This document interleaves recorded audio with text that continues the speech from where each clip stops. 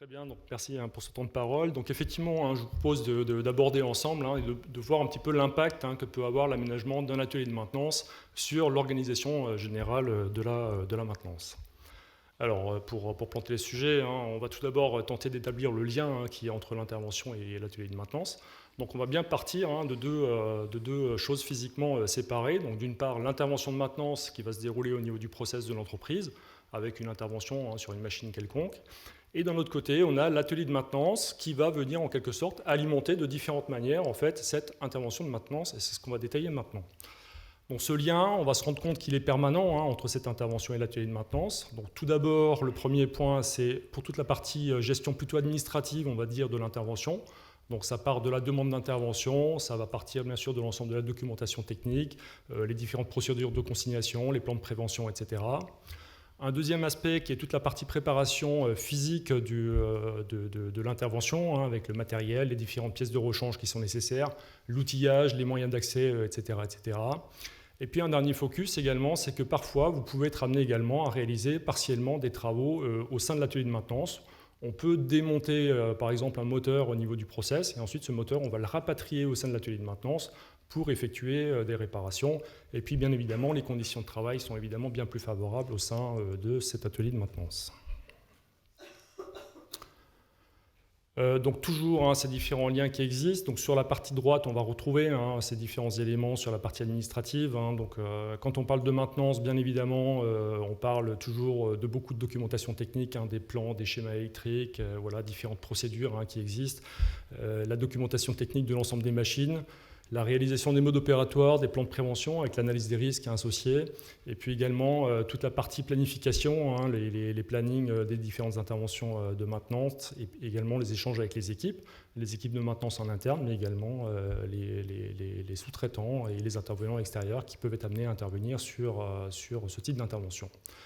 Sur la partie gauche, on va plutôt retrouver la partie physique avec l'ensemble du matériel qui est nécessaire, les pièces de rechange, le stockage de différents produits, toute la partie outillage qui est également très, très présent au niveau des interventions de maintenance.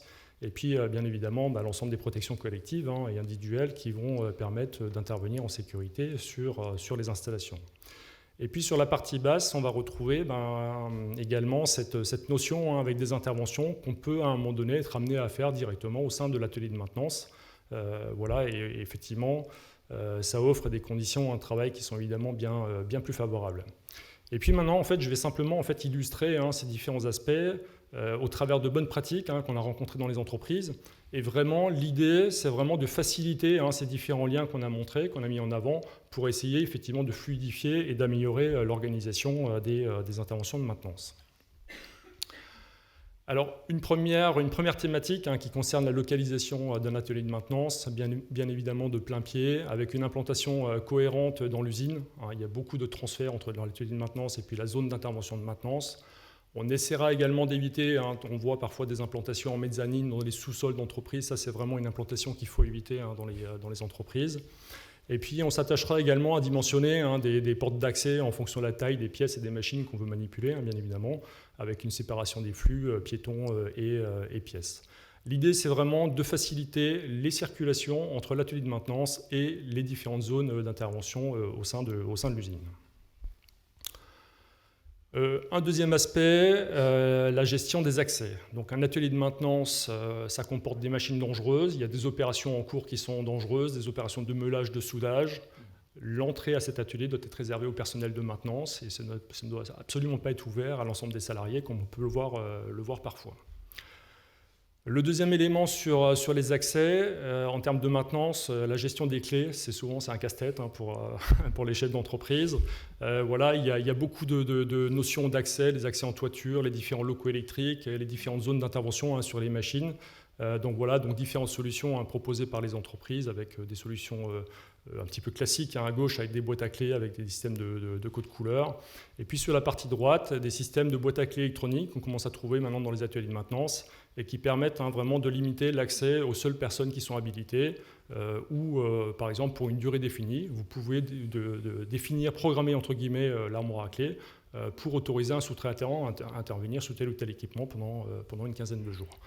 J'insiste, je ne parle absolument pas de consignation dans l'exemple que je vous montre là, on est bien d'accord. L'idée, c'est vraiment de limiter les accès dans les zones techniques vraiment aux seules personnes qui sont autorisées. Un deuxième élément plus large qui est vraiment de construire et d'organiser votre atelier de maintenance avec différents espaces. On a évoqué tout à l'heure toute la partie administrative qui est vraiment très importante. Il faut vraiment prévoir un espace réservé pour cette partie administrative avec toute la documentation technique, les plans de prévention qui sont réalisés, l'analyse des risques qui peut aussi prendre parfois du temps, les échanges également avec les équipes. Donc voilà, il faut vraiment avoir des espaces qui sont prévus à cet effet. Bien évidemment, on va retrouver l'ensemble des locaux hygiène, entre guillemets, des vestiaires sanitaires, douches, même si parfois il peut être en commun avec la production. Voilà, il faut quand même à minima penser effectivement à prévoir un point d'eau au niveau de l'atelier de maintenance pour pouvoir régulièrement, ne serait-ce que se laver les mains. Et puis ensuite, on va essayer de structurer l'atelier de maintenance avec différents espaces, des zones plutôt dédiées aux machines, qu'on va essayer de mettre dans des zones qui sont isolées. Voilà, les machines un petit peu standards, ce sont les tours, les fraiseuses, les perceuses à colonnes, etc.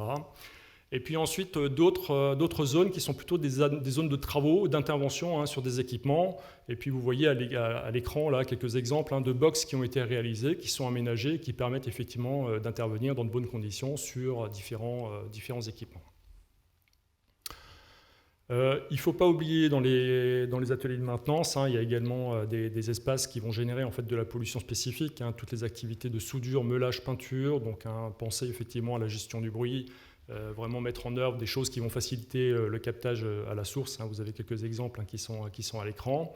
Et puis on voit également aujourd'hui sur le marché des plans de travail qui sont vraiment adaptés, qui intègrent des prises d'énergie électrique, d'air comprimé, voilà, qui sont réglables en hauteur. Donc voilà, on trouve vraiment aujourd'hui des solutions qui vont vraiment faciliter d'un point de vue ergonomique les conditions de travail pour les salariés de maintenance.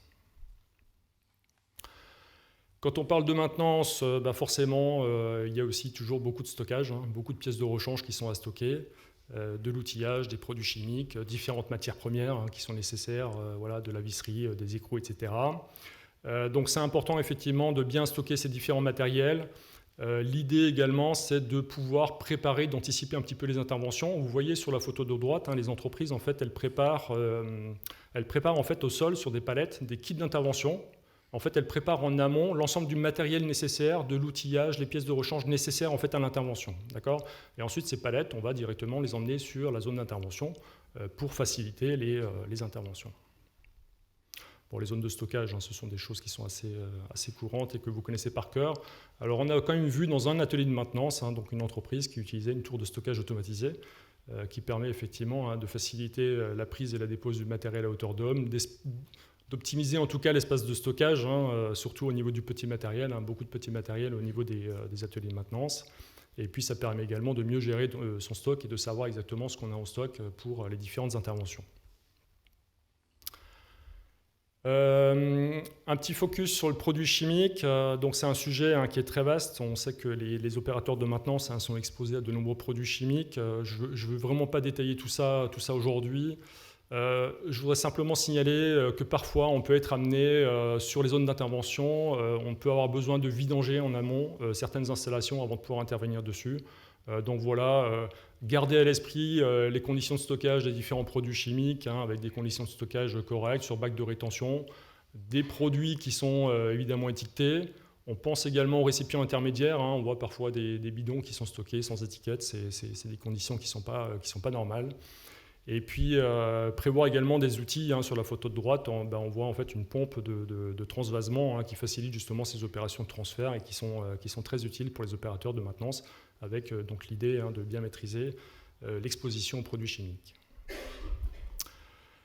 Les aides à la manutention au niveau des ateliers de maintenance, donc ça ce sont des choses un petit peu plus classiques, avec des palans sur des rails fixes, mobiles, des potences, des chariots à hauteur réglable, ce sont des choses qui se généralisent maintenant ça dans les ateliers de maintenance. Les équipements de travail, je fais un petit focus par rapport à ça, parce que dans le cadre de l'action régionale qu'on a menée, des audits, on a audité 80 établissements en Alsace-Moselle sur cette partie-là. Concrètement, les entreprises, au sein des ateliers de maintenance, elles ont quand même beaucoup de matériel, qui est du matériel de récupération, qui est très ancien et qui n'est pas aux normes, il faut le savoir. Donc voilà, on a mené avec les entreprises un gros travail sur la mise en conformité de ces machines-là. Et plusieurs entreprises ont d'ailleurs évacué ces anciennes machines qui n'étaient plus du tout aux normes et qu'il était très difficile de remettre aux normes. L'autre constat qui a été fait également, c'est qu'on est encore en présence, malheureusement, de beaucoup d'opérations de toilage manuel sur tour. Je vous rappelle que ces opérations sont extrêmement dangereuses, qu'elles sont encore à l'origine de nombreux accidents du travail graves et mortels en France.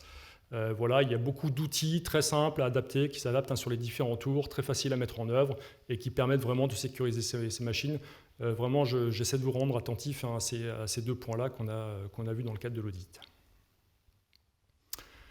Et puis après, vous avez également tout le reste, tout le matériel d'intervention qui est nécessaire et très utile au niveau de la maintenance. On ne peut pas tous les lister. L'idée, c'est effectivement de bien les stocker et puis vraiment de trouver des outils qui vont permettre de faciliter les déplacements vers directement la zone d'intervention avec quelques exemples que vous avez à l'écran. Donc voilà, l'idée c'est vraiment d'aménager son atelier de maintenance au mieux. Ça permet effectivement de préparer, d'anticiper les différentes interventions, de mieux maîtriser les risques professionnels, et d'améliorer les conditions de travail. Souvent c'est très difficile au niveau du process des entreprises, donc autant faire se peut, il faut aménager au mieux l'atelier de maintenance. Et puis ça permettra effectivement une meilleure efficacité des interventions et de diminuer un petit peu, j'espère, la pression temporelle auquel sont soumis les opérateurs de maintenance. Et donc tout ceci permettra d'améliorer et de faciliter l'organisation de la maintenance. Et puis je voudrais juste terminer avec cette dernière diapositive. Je vous ai mis un petit lien sur le site de la CARSAT Alsace-Moselle, où en fait on a quelques fiches de bonnes pratiques qu'on a mises en ligne, qui illustrent. Donc ce sont vraiment des exemples d'entreprises à destination des entreprises, des choses très simples, toujours illustrées par des photos. Vous avez des bonnes pratiques sur les ateliers de maintenance, sur l'organisation de la maintenance. On a également une étude de sinistralité alors au niveau régional, Alsace-Moselle, qui a été faite en maintenance. Voilà, si vous cherchez quelques chiffres en termes de sinistralité, vous devriez trouver quelques éléments dans ce document-là. Et puis on a également quelques exemples d'accidents du travail qui sont survenus en maintenance, avec le récit de l'accident, l'arbre des causes, et puis bien évidemment les mesures de prévention qu'il aurait fallu mettre en œuvre. Donc n'hésitez pas à consulter ces documents-là, ils sont à votre disposition.